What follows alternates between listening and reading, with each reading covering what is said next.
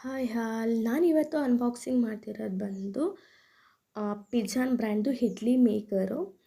ನಾನು ಇದನ್ನು ಅಮೆಝಾನಿಂದ ಆರ್ಡ್ರ್ ಮಾಡಿದ್ದೆ. ಆ್ಯಕ್ಚುಲಿ ಇವಾಗ ಫ್ಲಿಪ್ಕಾರ್ಟ್ ಮತ್ತು ಅಮೆಝಾನಲ್ಲಿ ಇಂಡಿಯನ್ ಗ್ರೇಟ್ ಫೆಸ್ಟಿವಲ್ ಸೇಲ್ ಮತ್ತು ಬಿಗ್ ಬಿಲಿಯನ್ ಡೇಸ್ ನಡೀತಿದೆ. ಸೊ ನಾನು ಕುಕ್ಕರ್ನ ತೊಗೋಬೇಕಂತ ನೋಡ್ತಿದ್ದೆ. ಆವಾಗ ನನಗೆ ಇಲ್ಲಿ ಇಡ್ಲಿ ಮೇಕರ್ ಕಣ್ಣಿಗೆ ಕಾಣಿಸ್ತು. ಸೊ ತೊಗೊಳ್ಳೋಣ ಅಂತ ಆರ್ಡರ್ ಮಾಡಿದೆ. ಬಂದಿದೆ, ರಿವ್ಯೂ ನೋಡೋಣ. ಇದು ಬಂದು stainless steel idli maker 4 platter. ಇದರಲ್ಲಿ 6 ಪ್ಲೇಟರ್ ಕೂಡ ನಿಮಗೆ ಸಿಗುತ್ತೆ. ಫ್ಲಿಪ್ಕಾರ್ಟ್ಗಿಂತ ಅಮೆಝಾನಲ್ಲೇ ಕಾಸ್ಟ್ ವೈಸ್ ನನಗೆ ಕಮ್ಮಿ ಅಂತ ಅನ್ನಿಸ್ತು.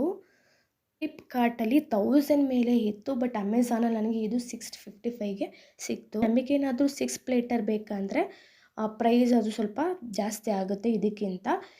ಪಿಜನ್ ಇಡ್ಲಿ ಮೇಕರು ನಾವು ಗ್ಯಾಸ್ ಸ್ಟವ್ ಮೇಲೂ ಕೂಡ ಯೂಸ್ ಮಾಡ್ಬೋದು ಮತ್ತು ಇಂಡಕ್ಷನ್ ಸ್ಟವ್ ಮೇಲೂ ಕೂಡ ಯೂಸ್ ಮಾಡ್ಬೋದು. ಇದು ಎರಡರಲ್ಲೂ ಕೂಡ ಕಂಪ್ಯಾಕ್ಟೇಬಲ್ ಇದೆ. ಈ ಇಡ್ಲಿ ಮೇಕರು ತುಂಬ ಹೆಲ್ಪ್ ಆಗೋದು ಒಂದು ಬ್ಯಾಚುಲರ್ಗೆ ಮತ್ತು ಬಿಗಿನರ್ಗೆ.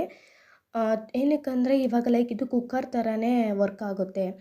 ಸೇಮ್ ಹೆಂಗೆ ಅನ್ನ ಆದಮೇಲೆ ವಿಷಲ್ ಬರುತ್ತೆ, ಅದೇ ಥರ ಇಡ್ಲಿ ಆದಮೇಲೆ ಇದರಲ್ಲೂ ಕೂಡ ವಿಷಲ್ ಬರುತ್ತೆ.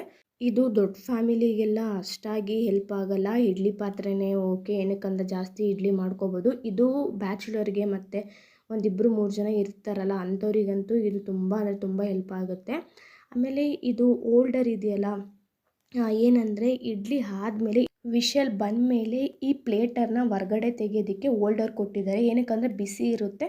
ಸೊ ಹಾಗಾಗಿ ಈ ಥರ ಓಲ್ಡರ್ನ ಯೂಸ್ ಮಾಡಿಕೊಂಡು ಪ್ಲೇಟ್ಗಳನ್ನ ಒಂದೇ ಸಲ 4 ಕೂಡ ಹೊರಗಡೆ ತೆಗಿಬೋದು. ಕ್ವಾಲಿಟಿ ಅಂತೂ ತುಂಬ ಚೆನ್ನಾಗಿದೆ. ಅಮೌಂಟ್ ಕೂಡ ವರ್ತ್ ಅಂತ ಅನ್ನಿಸ್ತು. ಆಮೇಲೆ ನನಗೆ ತುಂಬ ಇಷ್ಟ ಆಗಿದ್ದು ಇಂಡಕ್ಷನ್ ಮತ್ತು ಗ್ಯಾಸ್ ಸ್ಟವ್ ಎರಡರಲ್ಲೂ ಮಾಡ್ಬೋದು. ಸೊ ಅದು ತುಂಬ ಇಷ್ಟ ಆಯಿತು. ಇದು ಬಿಗಿನವರಿಗಂತೂ ತುಂಬ ಅಂದರೆ ತುಂಬ ಹೆಲ್ಪ್ ಆಗುತ್ತೆ. ಆಮೇಲೆ ಓಲ್ಡರು 2 ಕೊಟ್ಟಿದ್ದಾರೆ. ಒಂದೇನಾದರೂ ಮುರಿದೋದ್ರೆ ಮತ್ತೆ ನಾವು ಅದನ್ನು ರಿಪ್ಲೇಸ್ ಮಾಡ್ಕೋಬೋದು ಅಂದ್ಬಿಟ್ಟು ಒಂದು ಸ್ಕ್ರೂ ಮತ್ತು ಓಲ್ಡರ್ನ ಕೊಟ್ಟಿದ್ದಾರೆ. Thank you for watching.